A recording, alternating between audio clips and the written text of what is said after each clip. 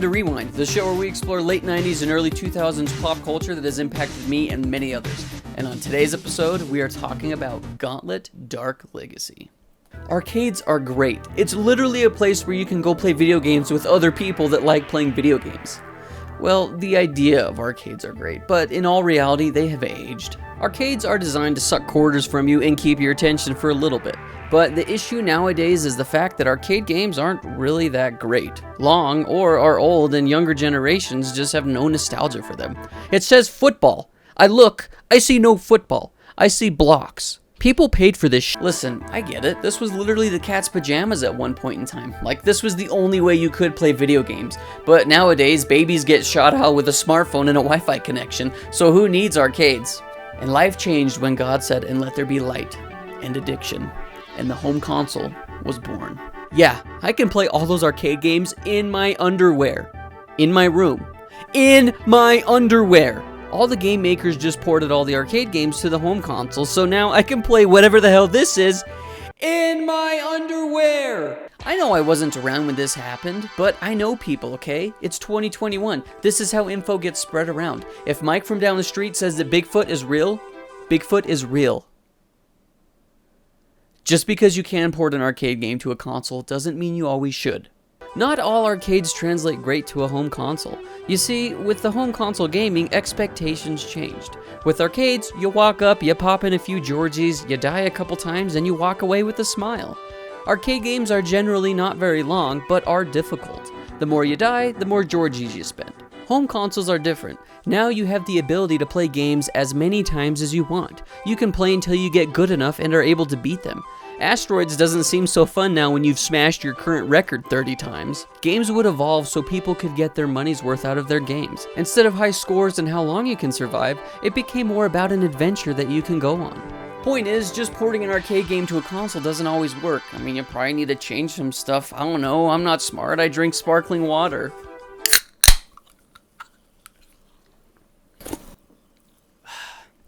Not a sponsor. Gauntlet was an arcade game released in 1985 created by Midway. It was one of the first multiplayer dungeon crawlers and was pretty well received and was later ported to basically everything. Gauntlet 2, Gauntlet 3, Gauntlet the Third Encounter, and Gauntlet 4. Arcades and Gauntlet.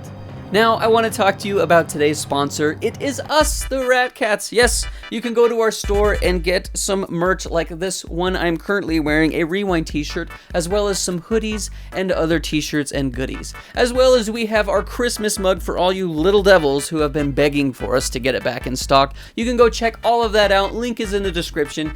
As always, thank you guys so much for supporting the channel. It means a lot to us. Now, back to the episode. Gauntlet Legends is also an arcade made in 1998 and later ported to the N64, PlayStation, and the Dreamcast. My parents did own this for the N64 when I was little, and here's a clip of me trying to play it. Daddy, let me Arthur.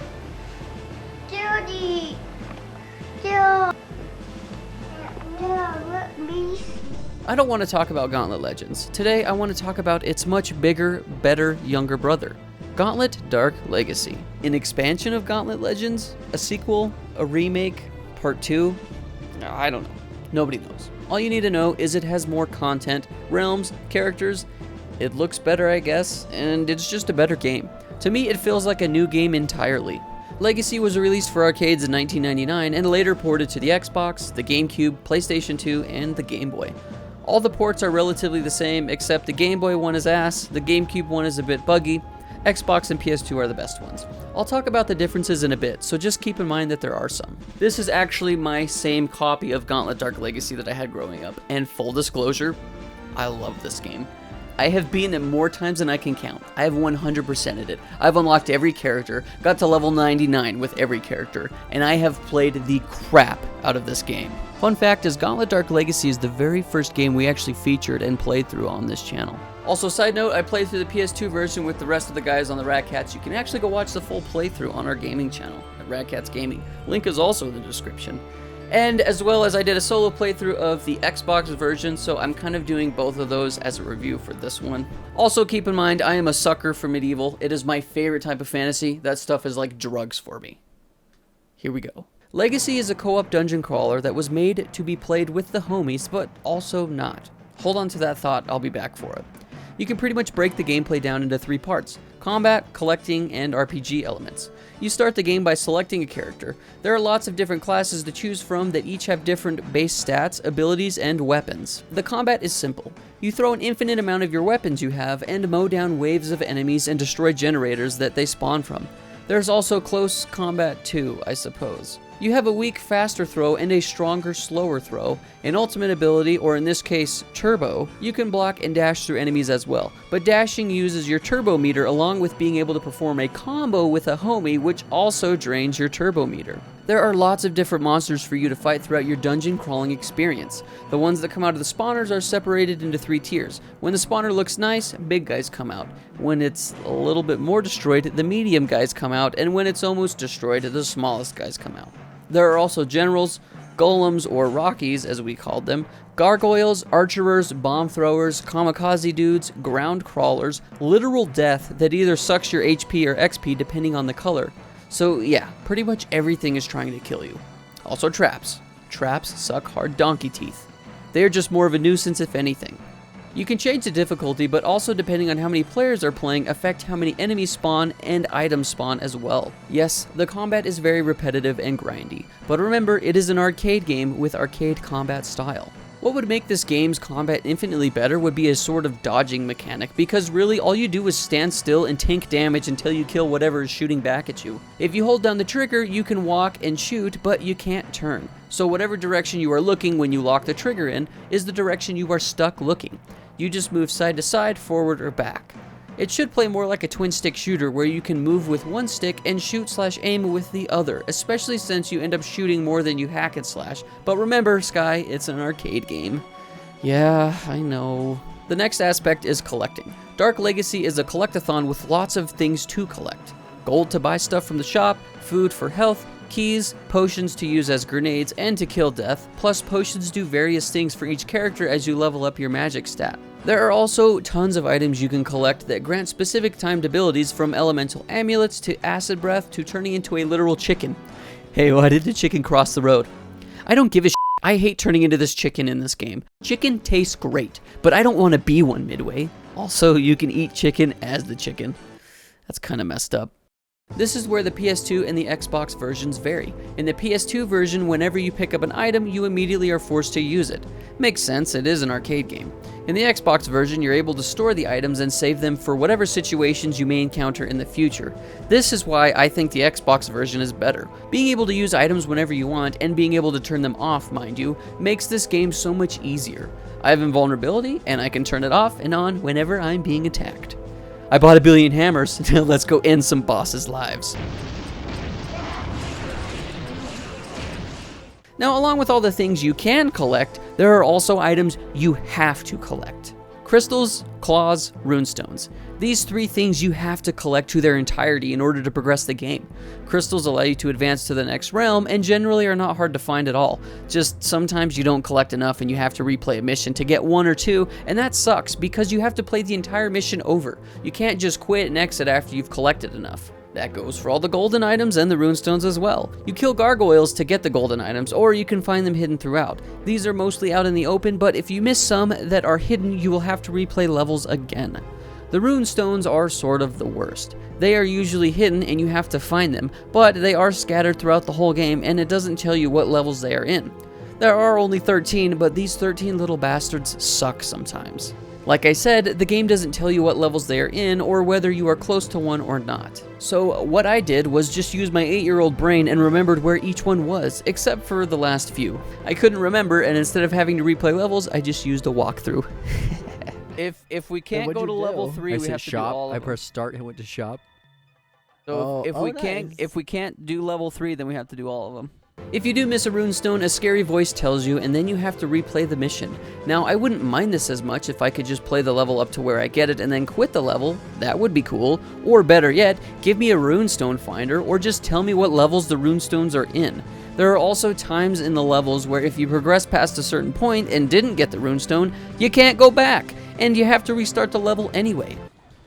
Wait, no, don't get on there! What is that I don't think we can come back! Oh, yeah. Oh, shit! We have to put through a level again. Oh, no.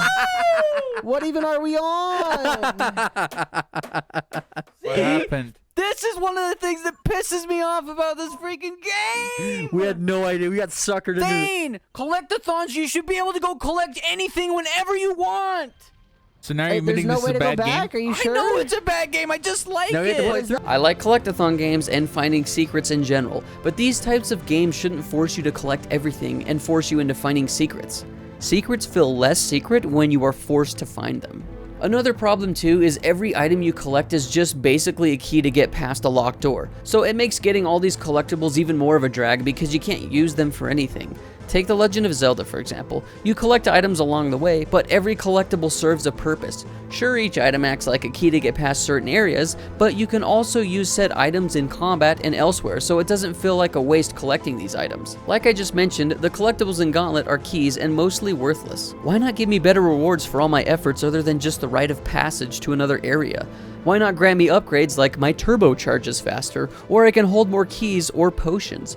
Just something would have been nice. With all that complaining about all the items you have to collect, I still do enjoy collecting things. Plus, you get a shot of dopamine every time you get something and you hear that sweet, satisfying sound effect.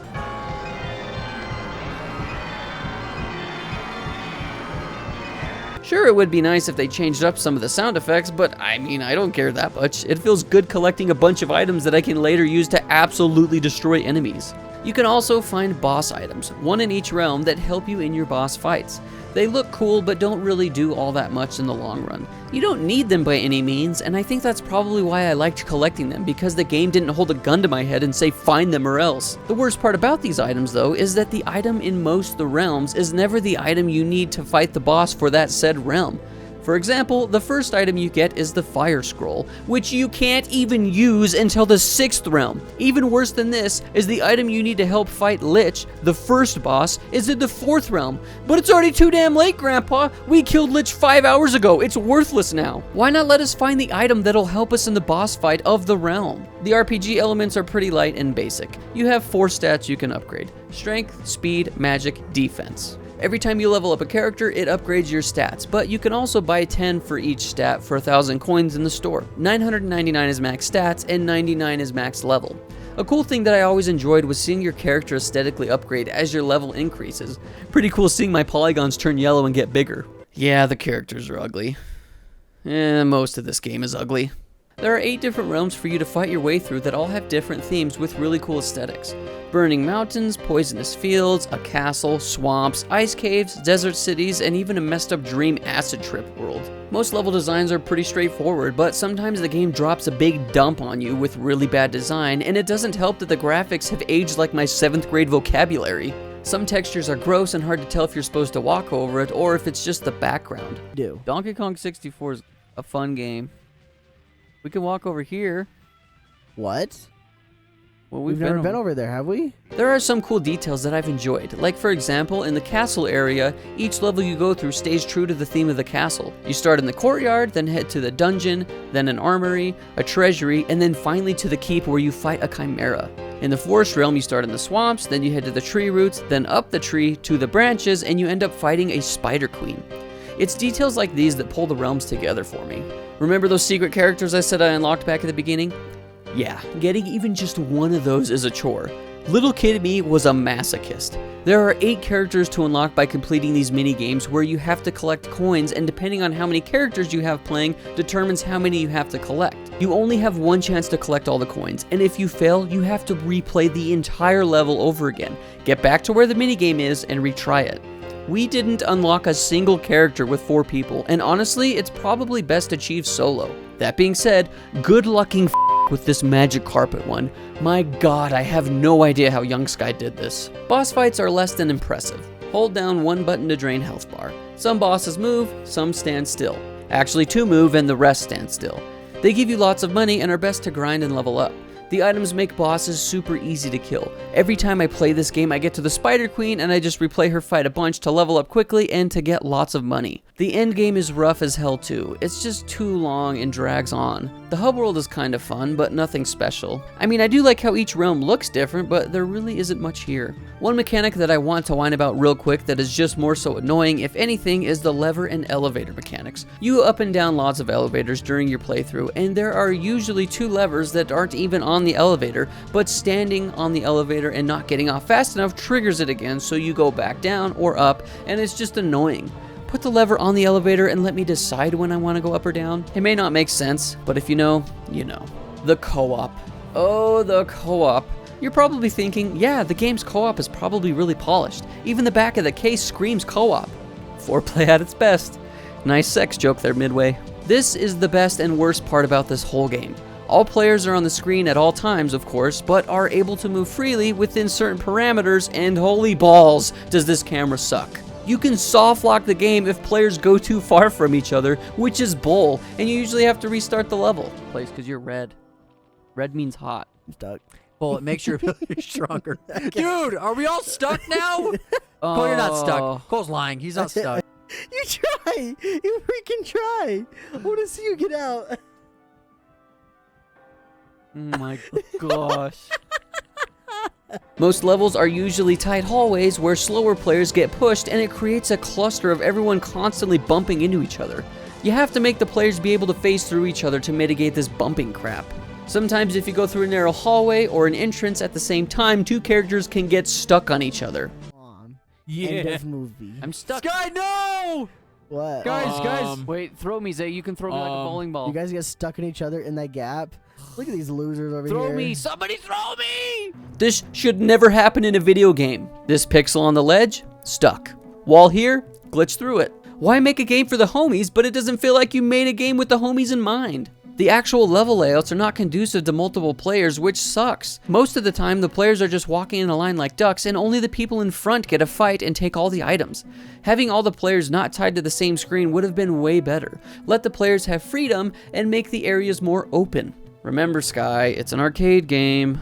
I know. That being said, playing this game with the bronies is the best way to play it. It may run like a bike with flat tires, but it's still fun to dick around with your friends. You can screw each other over, steal a treasure, blow them up, and you can even become meat shields for your one friend with a crippling speed addiction. Take that, losers. Dude, freaking a big I still have more gold than all 3 of you Get stolen. combined. It's because every single round I buy more speed.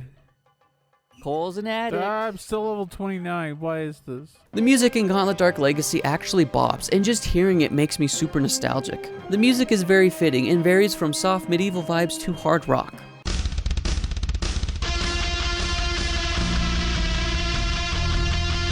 I like it. Gauntlet Dark Legacy is broken at times. It has flaws out the wazoo and functions worse with more players. But even with all of its ugliness, I still love this game. Even to this day, I have most of it memorized and where all the secrets are, as well as how to solve most of the puzzles. I won't deny the fact that if I didn't have nostalgia for this game, I probably would hate it. But hey, I do have nostalgia. Lucky me, right? I didn't have many video games growing up, but the ones I did have, I memorized every nook and cranny and played the crap out of them over and over again. And Gauntlet Dark Legacy was on that list. The gameplay can be super addicting, slaying waves of enemies, leveling up your character, finding secrets, collecting items. It's just fun, and I really enjoy these types of games. So if you're looking for a game similar to Gauntlet but better, you should check out one called Darksiders Genesis. I recently did a playthrough and a review, which you can watch, links in the description, or click the link up here, and check it out for yourself. It's really fun, I recommend it. Something cool that I found while doing research for the video is I actually found some fans that are trying to remake Gauntlet Dark Legacy, and it's really cool to see some of the progress that they're working on. So if that is something you are interested in, you can actually support them. They have a Patreon, as well as joining the Discord to see updates and things that they are currently working on. I played so much Gauntlet Dark Legacy with my family as a kid that I decided to reach out to them and ask them what their favorite parts of Gauntlet Dark Legacy were. I think my favorite part is when you would pretend that our controllers were plugged in, even though you just stuck the controller's plug under the Xbox and not in the actual port, because Kira and I sucked so bad. Definitely the best part of the game is all of the man muscles. Getting yelled at because you have no idea where you're going in the minigames and you always miss that one coin. Getting yelled at because the screen doesn't split, so when I go too far, you can't see yourself. Getting yelled at because there is only one rock left to hide behind when fighting the dragon, and you're not good enough to hide behind the rock, so you have to go out and run back and forth, taking the heat while Sky sat safely behind the rock.